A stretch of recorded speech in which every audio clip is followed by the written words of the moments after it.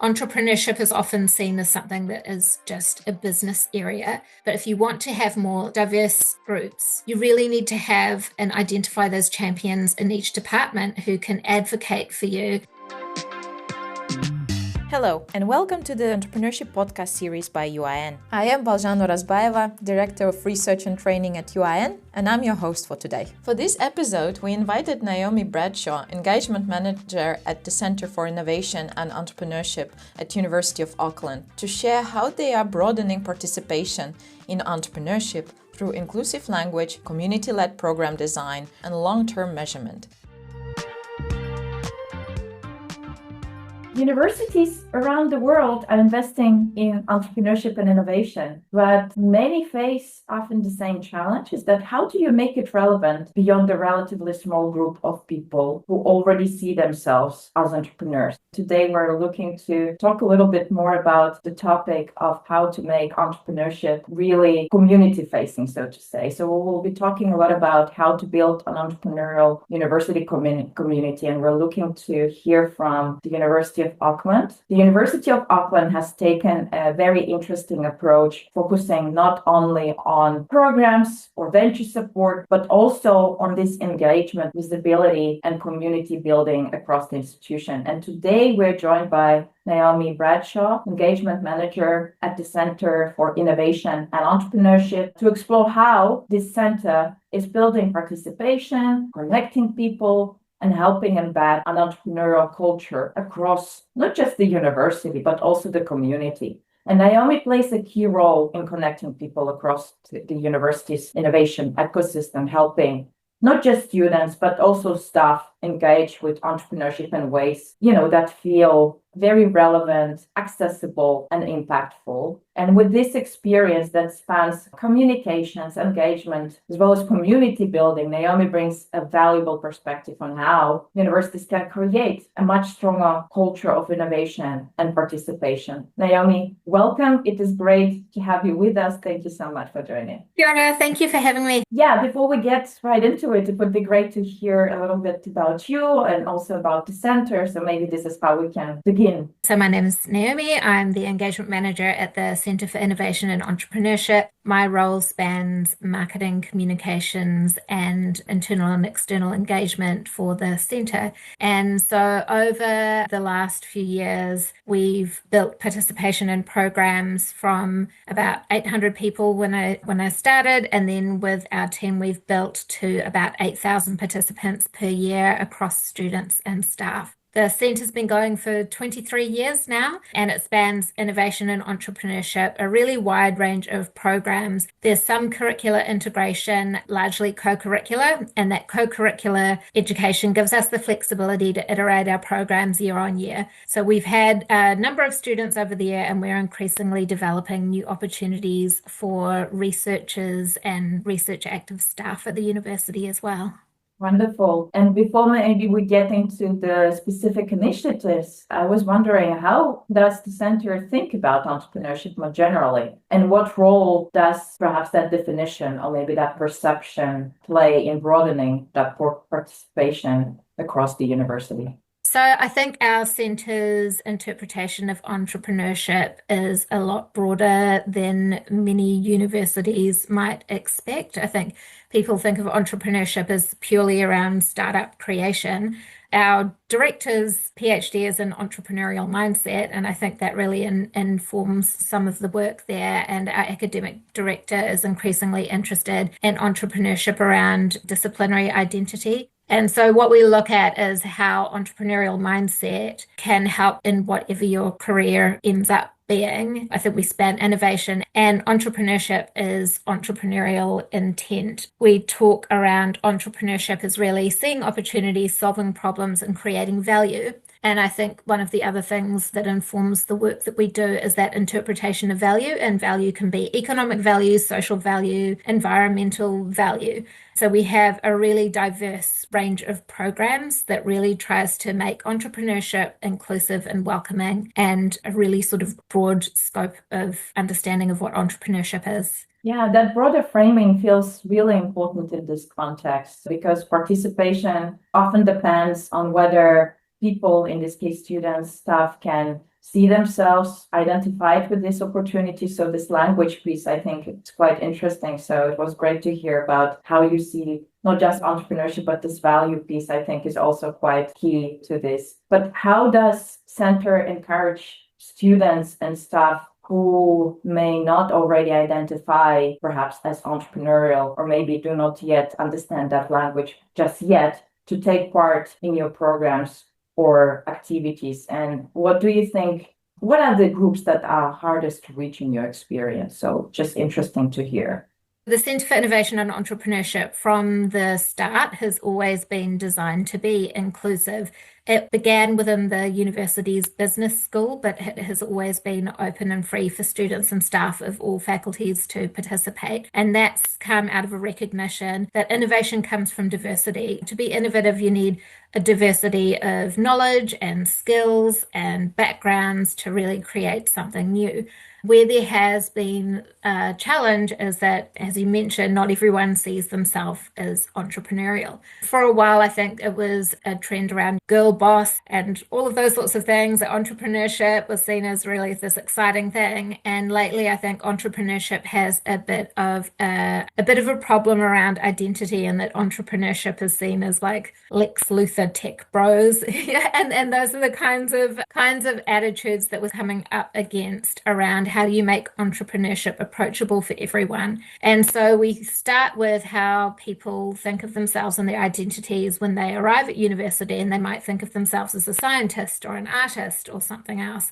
And so when we unpack entrepreneurship in all of these free programs, we will often use language that is inclusive and exciting and approachable. So we'll use wording around, we had a program called Summer Lab, and we talked about become a change maker this summer. So we will start with those identities and those aspirations of, if someone wants to be someone who changes the world and does good in the world, or if someone wants to feel empowered to start their own initiative, the kind of languaging and framing will differ. And we will also then look at the channels that we use and how we approach different people. So if we're promoting through the Faculty of Arts, or we're promoting through the Faculty of Science, the kinds of case studies that we will put through from past participants will differ, to put for people who are identifiable as someone who looks like them or has studied the same things that they have studied, and to sort of make things approachable. I really love that piece around the storytelling as well that you just touched upon, because I think it's so important to appeal in the language that feels authentic to you. But I'm wondering, and your role, I think, is especially has this very strong engagement and communication focus. So the question perhaps to you is, what kind of stories are most effective in helping these people understand the value of entrepreneurship? And how do you usually decide, which stories to showcase to appeal to those different audiences? We've put forward a lot of stories of success, but it's success at different stages. It's not necessarily a lot of multi-million-dollar capital raise stories, although we do have quite a few of those. But often we show people at different stages of someone who's just starting out in their career, again, someone who's approachable for a 19-year-old coming to university who's not too far away. And then for academic staff, showcasing other academics who have been through the same journey. So I've just recently interviewed a professor who came to entrepreneurship late in life as an earthquake engineer, and he didn't come to entrepreneurship until he was 55 years old. And he now has, in tandem to his academic career, he has this amazing multinational company. And so talking to him about how he's managed to balance an academic career with an entrepreneurial career, and how as an engineer without a business background, his journey, I think unpacking of those sorts of stories is really helpful to make entrepreneurship approachable to others. Yeah, I think indeed making it approachable is indeed the key, just to reinforce the last message that you are bringing across. And a very interesting case study as well, just to be able to show that, you can enter that journey at any stage of your career. I think that's a very powerful message to be brought to the community.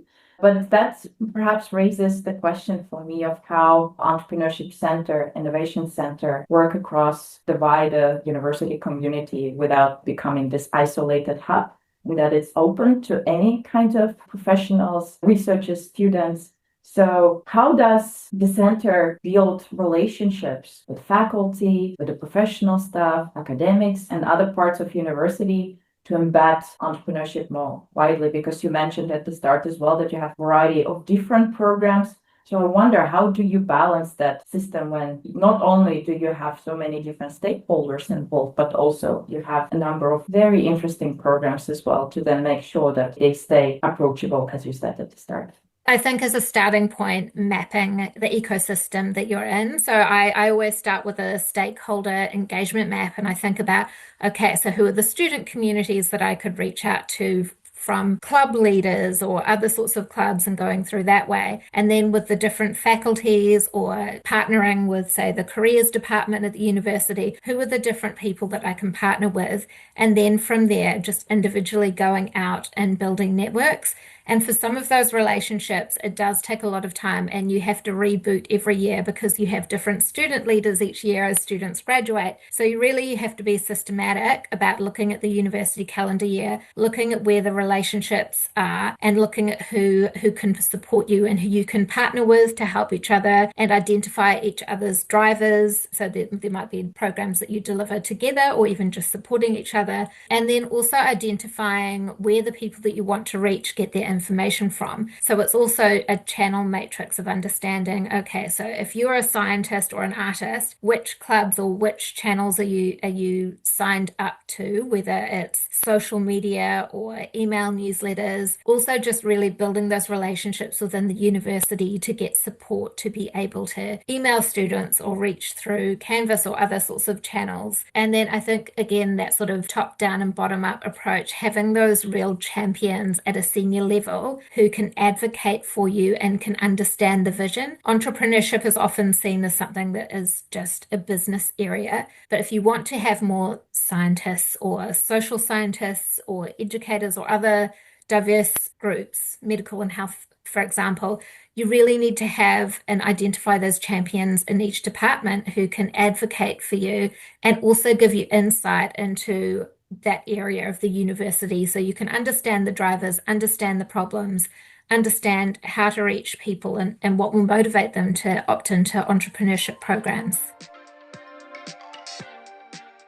Ready to unlock the entrepreneurial potential of your students, staff, and institution? Our training programs help you embed entrepreneurial thinking across education and research. Whether you're supporting academics, running incubators, or shaping university strategy, our courses give you the insights to make entrepreneurship thrive. Explore upcoming programs at uiin.org/training and empower the next generation of innovators. On that, actually, what would you think would be the main challenges in aligning this entrepreneurship activity with different faculty cultures and priorities? And I guess the challenge is not just for the center itself, but also for those champions that you've been talking about. What do you experience as the most difficult thing in perhaps aligning everyone around this whole entrepreneurial piece? So there are a few challenges, again, thinking about it from each of the audiences. For students, often the challenge is prioritization, particularly when for co-curricular programs, it's on top of their core university studies, and it's often when students are increasingly need to have part-time work and they're looking at other options. And I think that's also where engagement can help inform program design and those sorts of things as well, is that if you listen and you understand the challenges, how do you redesign programs or how do you address the challenges? For an example, we're increasingly looking at not only extracurricular but curricular, because that way you can bake entrepreneurship within the programs that students are already doing. So then you're developing entrepreneurial mindset that way. And then for academics, and you had a great interview I was just listening to this morning with the University of Edinburgh, looking at the innovative careers pathway. And I think that increasingly internationally we're seeing, again, around stretch is how do you need to start to redesign professional development opportunities or academic career progression to be able to make room for entrepreneurship. And then again, looking at challenges for different audiences, like we have our Māori Indigenous communities in New Zealand. I think an experience that's really made an impact on CIE is that a while ago we have this amazing philanthropist who funded a program, the Vanguard Entrepreneurial Program, where we take a group of students to Silicon Valley and they go on an all expenses paid tour of Silicon Valley. And we had this amazing student who was a Māori student who went there and said, this is great, but this doesn't make sense to Māori communities in terms of what is your purpose and what is your drive and how are you serving the community. I think we need a program like this, but set in New Zealand, touring New Zealand, the Māori innovation and entrepreneurship ecosystem, so that Māori students can look at entrepreneurship in a way that resonates and makes sense from Māori cultural perspectives. That amazing student, we worked with her to design a program based on that. And so my team are now just out and about in the third year of the program, delivering the program, touring the Māori entrepreneurial ecosystem in New Zealand. So listening and hearing and responding and designing based on the needs of your community, I think is really important. Well, that was such a wonderful example. Thank you so much for elaborating on that one, because indeed, I think engagement plays such an important role in how context matters, right? And I think the fact that you've been able to listen to what the community actually wants, I think we often tend to go for those shiny examples, but not always, unfortunately, or maybe even fortunately, will they work in a given setting in the context. And that goes again back to those values that you've been talking about before. So, and I think it's also an excellent bridge for me to maybe jump straight to my next question, because I did want to talk to you about the ecosystem engagement and this external visibility as well. So how does the center connect its internal community building then with that wider innovation ecosystem outside of the university? And you already gave me a few great examples, but maybe we can talk about how do, for example, external partners, alumni, or other already established entrepreneurs contribute to the student, to the staff experience, and feel free to bring more of those wonderful examples.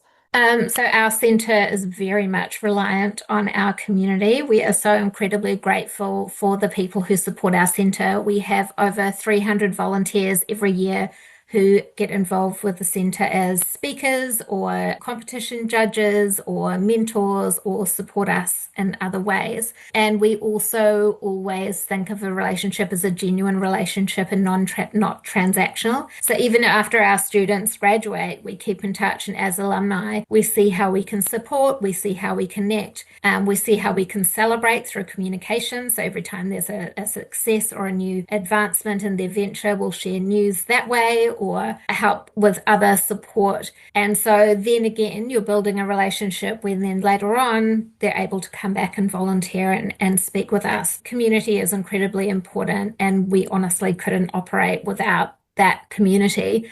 And it's also incredibly important for the educational experiences of our participants, because they need that connection with people who are practicing innovators and entrepreneurs, so they can understand from real experience what is likely to succeed or to have connections. Some of the most successful ventures that have come through our program, they have been able to be fast-tracked because they've had the mentorship of people who understand the ecosystem. And actually, some of our mentors have come on board as co-founders.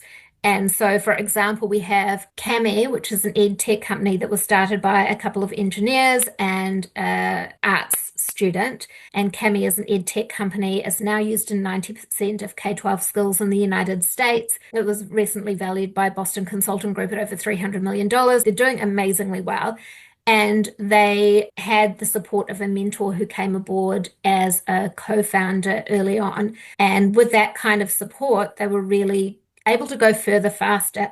Very nice. Congratulations on those successes, because I guess that's also then brings me to the question of how would you measure that success? So I think you just gave us a very beautiful example of, how you don't have to be, again, going back to the Silicon Valley, you can be a startup that just defined a very strong proposition, and then they are very successful and they work with their external partners within the ecosystem. So how would you measure the success with this beautiful variety of different things that you're doing and different partners that you're working with? how do you measure the student success, but also success of the center itself?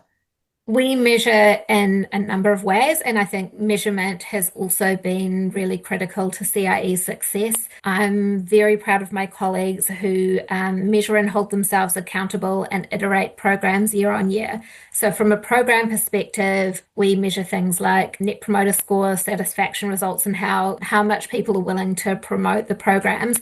But also we have an entrepreneurial mindset survey, so we measure growth in mindset from program participants in the sort of longer programs that we develop. And then over time, we also track our alumni. So we do an annual audit to have a look over those alumni, and we'll check against things like Crunchbase and PitchBook, and we look at capital raise. We also have a look around on LinkedIn and see how many jobs are being created and those sorts of things. And they're really important for a number of reasons. When we look at measuring the year-on-year iteration of the programs and how our participants rate the experience, that's really important for us because we want to be able to just hold true to really wanting to deliver entrepreneurial programs of excellence. And then also over time, often you won't see success for many years. And so as a centre that's been running for 23 years now, we know that our participants have raised over 8 billion in capital, and we've tracked the journeys, and we've also been able to understand the trajectory and how long it takes. So it's really helpful to keep ourselves accountable, but then also to get support, and it's support from funders, support from government, support from the wider university to show why it's worth investing in CIE, because we're not revenue generating, right? We're free. We're free for everyone. So there needs to be accountability of why the university would invest in us. I really appreciate how you use this whole impact measurement piece, not just as a way to report back on impact that is being created, but it's really a learning instrument. So it's almost like a performance management system where you try to improve the programs, but you also use that knowledge and those KPIs to then inform back on how perhaps wider community can engage back with the center. I think it's not all universities, have figured out yet how they can best create that system that really works for them and for their programs. So thanks so much for elaborating on that. Maybe for those who are actually looking to make entrepreneurship more inclusive and more embedded, for those universities or centers that are on the journey and trying to figure out some of those elements for themselves, what would you say were lessons from the center's experience of, you just said it again, 23 years that you think are transferable, especially for those who perhaps are still figuring out how their model would look like? Are they thinking curriculum versus extracurricular, how to engage externals, how to speak to different faculties? So what should universities not underestimate when they embark on this journey of creating a culture like that? Entrepreneurship centres need to plan for success and also embrace failure and iterate. We need to be entrepreneurial ourselves, right? We need to be able to accept that we can fail fast, learn, develop, iterate. And I think we also need to hold ourselves accountable and really track our progress, so that we can show to the people who are investing in our centres the value that we're creating. I also think it's important to capture those stories of progress to be able to inspire the next generation of participants and to really celebrate diversity and to make sure that you're reflecting the community that you're serving. Thank you so much. To close, what would you like perhaps university leaders and entrepreneurship teams to rethink about how they build the community? So I would like to circle back to this engagement piece and how you engage with external communities. So what would you think many would need to rethink and how they position themselves externally? Because I think your example is actually brings this very interesting case of how you managed to build those relationships, not just internally, but also externally with so many communities, again, adjusting the language and knowing how to speak to different audiences. So how should universities engage externally for the success of students, of the university itself? I would say understand the vision and then work out a plan to communicate it. Our Centre for Innovation and Entrepreneurship really starts with that vision of wanting to create a more prosperous New Zealand, and that's social, economic and environmental prosperity. and we're looking to reflect the diversity of our community. So that's a sign of kind of North Star that we're looking for. So understanding your intention, making sure that there's agreement within your institution, and then operationalize that strategy. Think about your 1, 2, 5, 10-year plan of how you're going to reach your vision. Beautiful. Thank you so much, Naomi. And what stands out from this conversation is that entrepreneurship becomes more powerful when it's framed not only as venture creation, that's what we start talking about at the beginning, but also as an opportunity recognition, as a value creation, confidence building tool, perhaps even, but also the way you frame it in this community piece, I think really resonates quite a lot with many who are listening to us today. How you build this culture internally, but also you then bring back that vision and, communicate that externally to the community as well. So we really hope that this gave all of our listeners today some practical ideas for broadening participation, strengthening your visibility, and building more inclusive innovation communities within your own institutions. So Naomi, thanks a lot again. It was great to chat with you and to learn more about how University of Auckland and how the center is doing entrepreneurship, walking the talk. Thanks, Alison. Thanks, everyone. Thank you for listening to today's discussion. Follow UIN on LinkedIn, and if you're enjoying our podcast, make sure to subscribe, rate, and review in your podcast platform of choice to help other people find this content too.